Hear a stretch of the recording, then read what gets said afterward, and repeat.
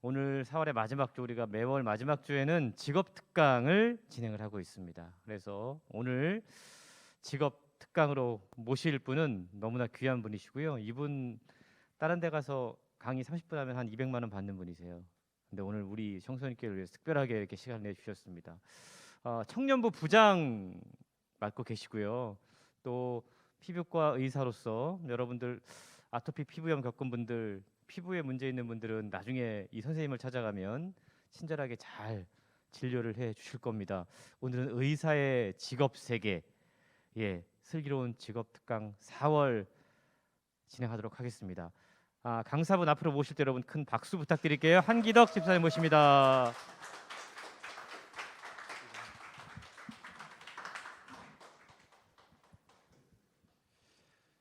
반갑습니다. 잘 들리죠? 예. 혹시 저를 아는 분 있나요? 아는 있으시네요. 저는 오늘 의사 직업 특강을 해달라고 그래 되게 고민이 많았어요. 도대체 무슨 이야기를 해야 될까? 그래서 제목을 의사들은 어떻게 일할까요? 좀 애매하긴 한데 이렇게 제목을 정했습니다.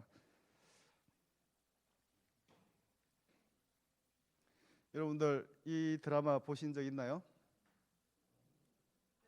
네. 여기 보면 아주 멋있는 의사들의 모습이 나오잖아요. 그래서 좀 되게 꼬질꼬질한 모습을 찾고 싶었는데 잘 못 찾았어요. 실제로 제가 대학병원에서 이렇게 일을 할 때는 정말 꼬질꼬질한 모습으로 일을 했었거든요. 그래서 이렇게 지쳐있는 모습, 의사들의 모습 볼 수 있을 텐데 병원에서 일을 한다는 것, 또 환자들을 치료하는 것들은 어떤 일일까에 대한 이야기를 좀 생각을 해봤습니다. 그래서 의료란 무엇인가라는 걸 제가 사전적으로 찾아보니까 의술로 병을 고치는 일이다라고 이렇게 적혀 있습니다. 근데 예수님께서 이 땅에 오셔가지고 하셨던 가장 많은 사역 중에 하나죠. 이게 마가복음에 나오는 이야기인데 사지마비가 됐던 환자를 이렇게 이웃들이 데리고 오죠.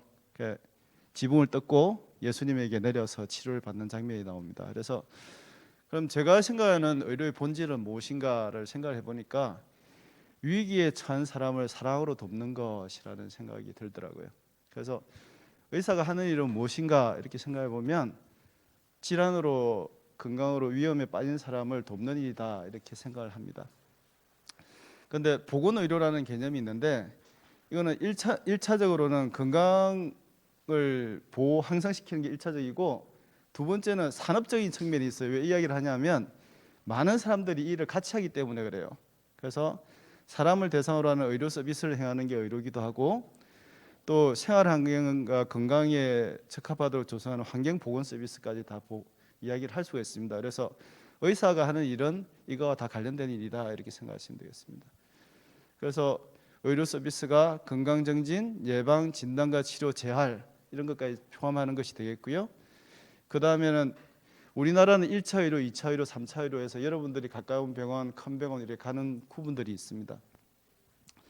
그래서 그 의사들이 일을 하기 위해서는 이런 많은 사람들이 협업을 해야 됩니다. 우리나라에서 의료인이라고 포함이 되어 있는 사람들은 의사, 치과의사, 한의사, 간호사, 조산사가 의료인으로 구분이 되어 있습니다.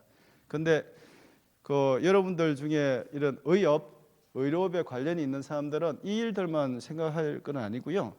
의료기사라는 또 자격증이 있습니다. 그래서 물리치료사, 방사선사, 치과위생사, 치기공사, 작업치료사, 임상병리사 이런 또 다른 직업군들이 있고요. 그 외에는 약사나 응급구조사나 간호조무사, 안경사, 의무기록사 또 의료 경영을 하는 사람들도 의료를 행해서 일하는 분야에 다 포함이 될 수 있습니다.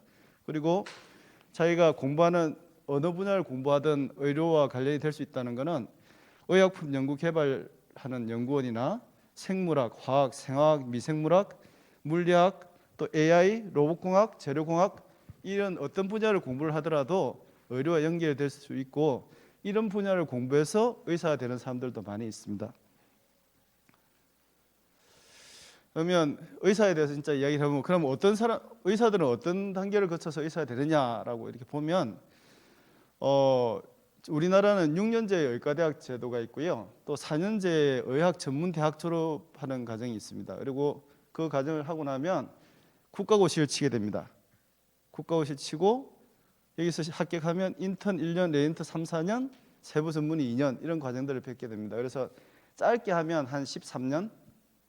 그리고 남자들 같은 경우는 군에 갔다 오고 좀 길게 하면 약 20년에 걸쳐서 저런 여러분들이 만나는 의사 가까운 병원에 가면 선생님들 계시잖아요.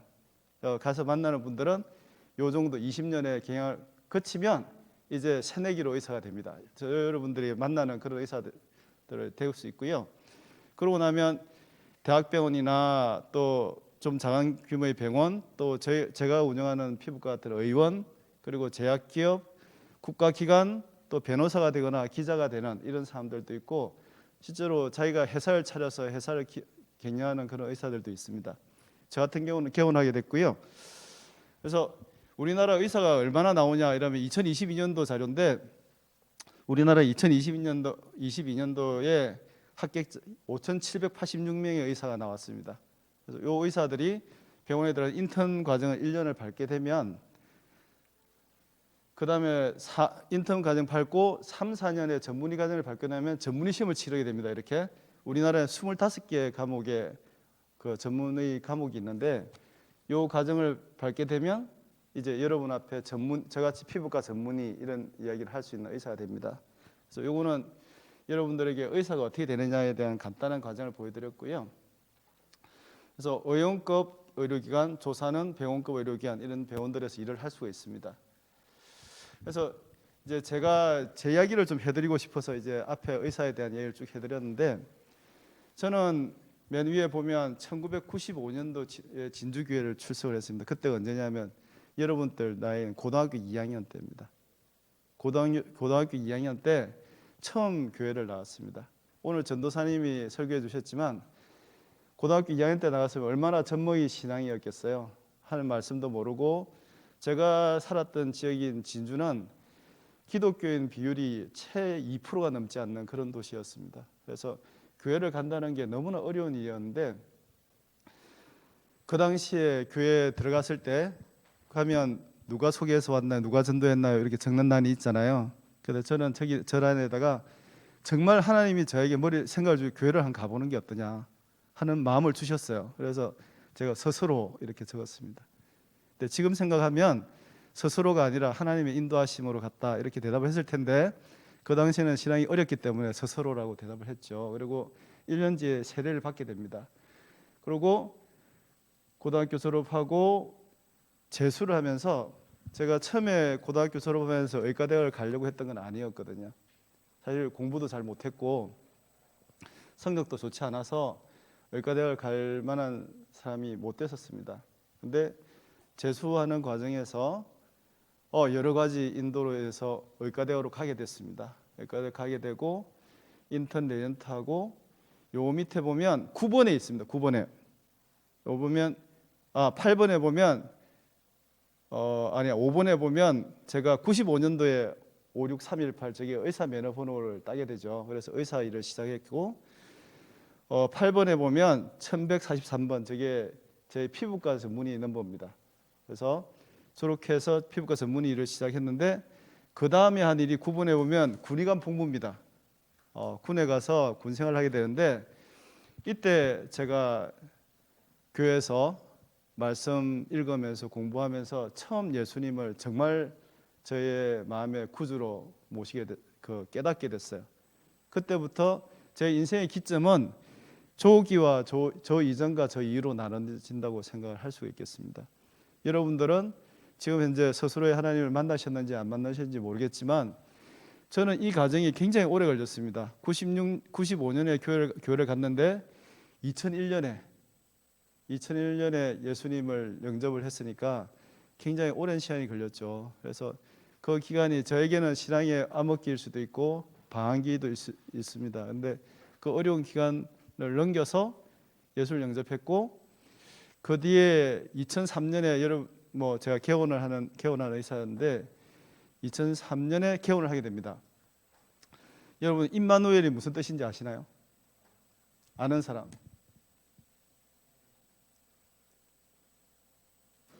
손을 들어줬으면 참 좋을 텐데 아무도 없네요.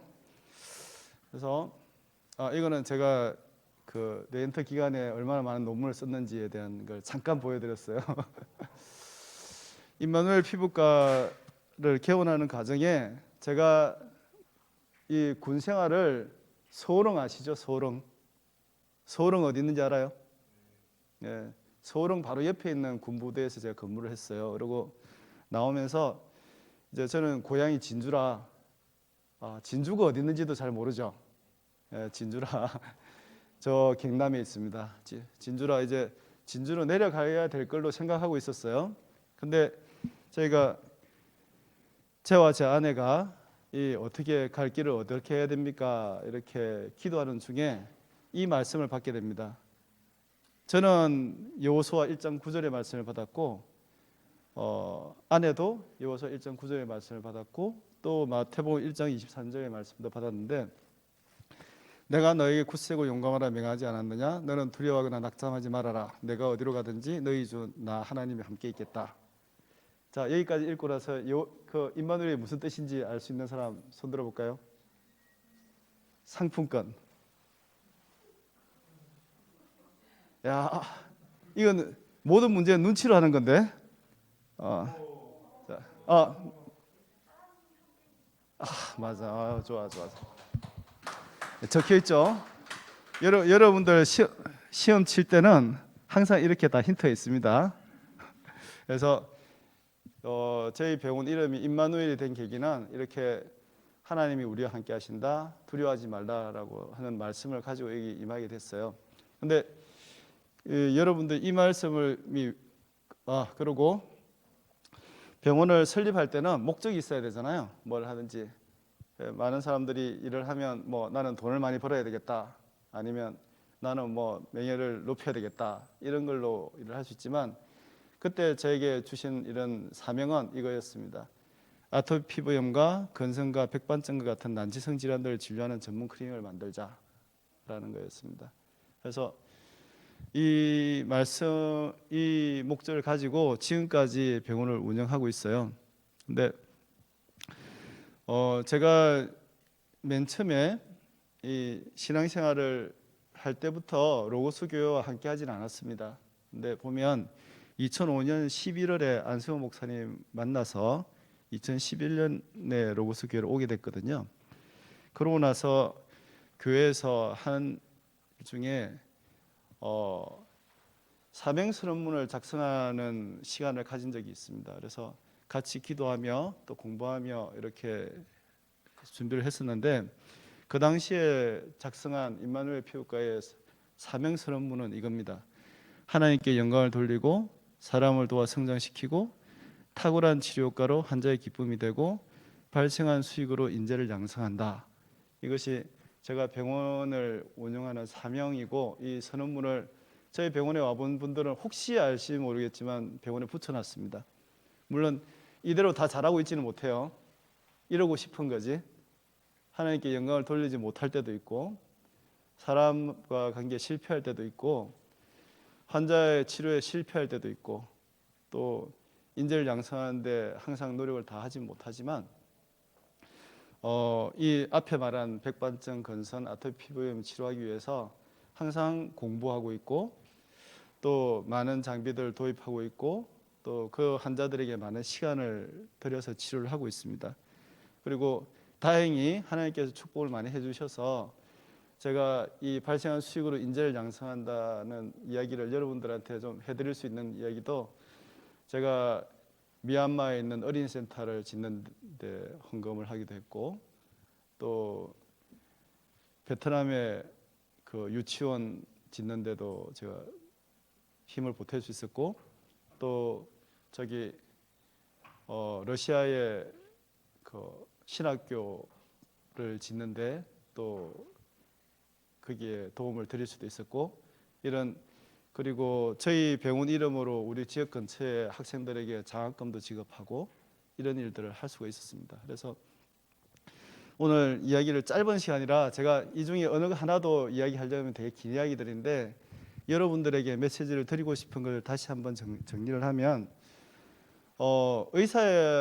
의료 사람을 돕고 싶은 마음이 있는 사람들이 의사를 해야 된다고 생각을 합니다.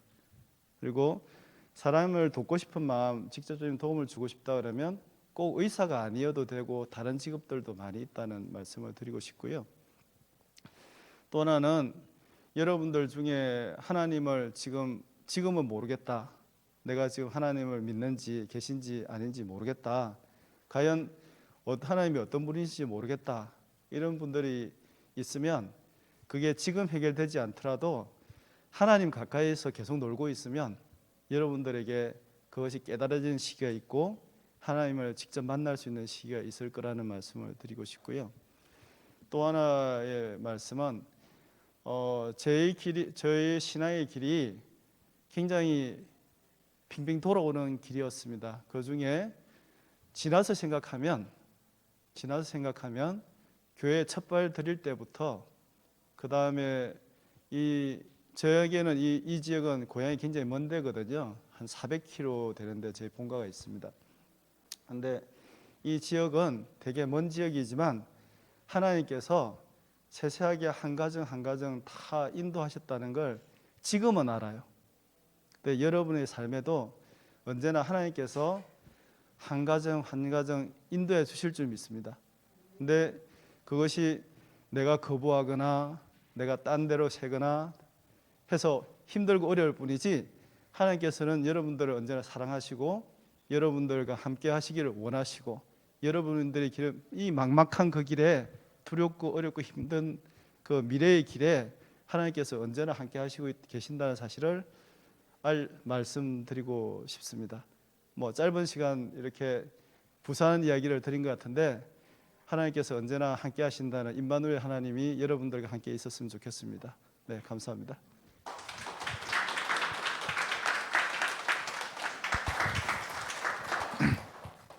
네, 우리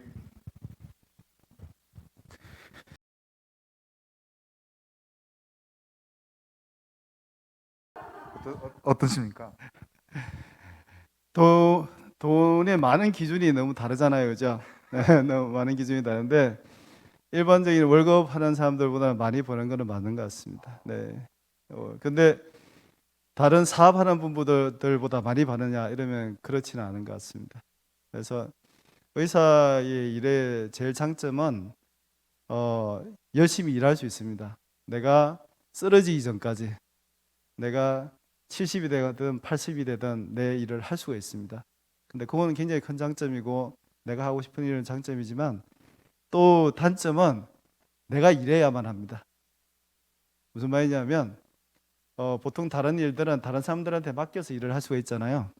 근데 의사가 진료하는 일은 의사가 시간 하나 탁 빼면 그냥 없어지는 시간입니다. 그래서 자신이 열심히 해야 되는 대부분의 전문가들의 일이 그렇습니다. 변호사도 그렇고 의사도 그렇고 자기의 몸으로 열심히 해서 일해야 되는 단점이 있고 거기에 대한 보상을 받는 거지만 그게 힘들 때도 상당히 많은 시간들이 있다는 것도 아셨으면 좋겠습니다.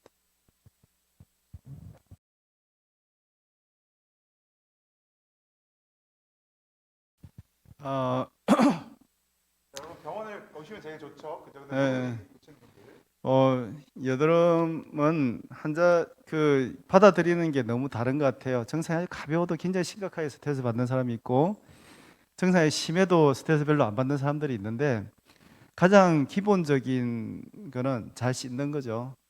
잘 씻는 거고 적절한 보습제로 보습 잘하는 것이 중요합니다. 그래서 하루 세수를 몇 번 하는 게 제일 좋으냐 이렇게 환자들이 설명할 때는 꼭 하루에 3번이 제일 좋다고 얘기를 합니다.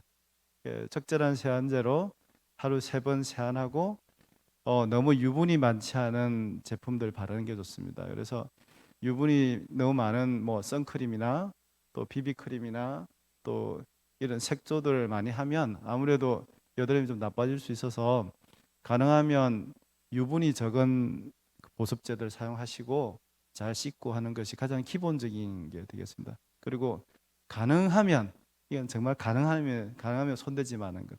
네. 네.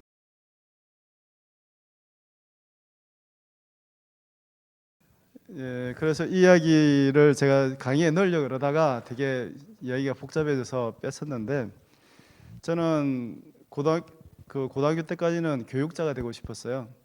교육자가 되고 싶었고 교사가 되고 싶었습니다. 그래서 제가 재수를 했는데 첫 시험에 교대를 시험을 쳤었어요.